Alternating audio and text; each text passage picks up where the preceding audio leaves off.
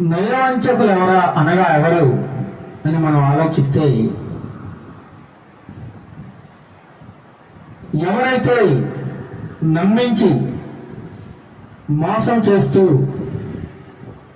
అన్యాయముగా అక్రమముగా దుర్మార్గముగా ఎవరైతే జీవిస్తూ ఉంటారో వారినందరినీ నయవంచకులు అంటారండి. ఏమంటారు?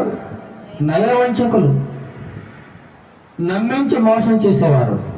ఈనాడు ప్రపంచంలో అనేక మంది ఈ విధముగానే ప్రవర్తిస్తూ ఉన్నారండి. చాలా చోట్ల మనం చూసినట్లయితే మన సహోదరులలోనే నయవంచకులు ఉన్నారు, మన కుటుంబీకులలోనే నయవంచకులు ఉన్నారు, మన బంధువులలోనే నయ